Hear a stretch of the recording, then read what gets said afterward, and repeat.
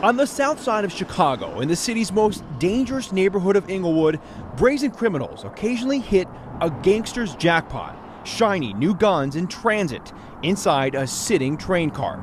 Anytime you have individuals who are able to go into a rail yard and steal guns from a train, that makes the environment very toxic. The ATF says since 2013, more than 150 guns were stolen from freight trains. In one instance, thieves got their hands on more than 100 new Rugers. Some were traced to violent crimes, only a handful recovered. How in the world are these kids getting all these guns? And I see them on Facebook. I see them, everybody got guns. They can't go purchase a gun, so where are they getting them from? In a city where thousands of guns are recovered every year, 150 guns might not seem like a concern.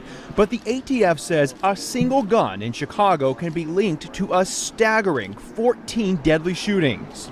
Critics argue the Norfolk Southern Railway is to blame, saying it could increase security to protect the freight.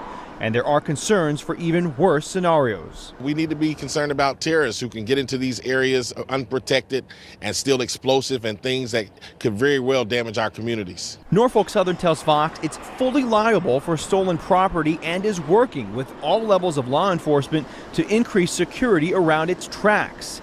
A bit of reassurance for neighbors trying to keep guns out of the hands of criminals in one of America's deadliest neighborhoods. It only compounds the damage that is being done to our city. Norfolk Southern says it's increasing its surveillance, K-9 units, and... Hey, yo, what's happening, y'all? This is your host, most of the great Day Late Dollar Short News, man. Tap that like, tap that share, tap that subscribe so you'll be tuned in to the latest and the greatest. Hit the notification bell so you'll be notified when I drop. And this video was requested by my partner. He asked me to elaborate on this, so I'd like to hear it. Here it go. The Chronicles. Y'all go like, share, and subscribe to the Vegas Chronicles. He got some real dope content over there that he's kicking out. And you guys saw the video. The most dangerous neighborhood in Chicago mysteriously got crates of weapons. Why isn't this being investigated? Why isn't this being investigated, man? My homie, before he passed away, Jody from Bounty Hunter Watts, he told us about similar things happening like that, you know, in the projects in Watts. He said a train used to roll up and they would go back there and get all the AKs. He said one of his homies even had a hand grenade. Now, I don't know how true it is, but he told me this verbatim. I heard straight from his mouth, man. He really from Watts, man. He really from the Nickerson Gardens. You know what I'm saying? So I believe him.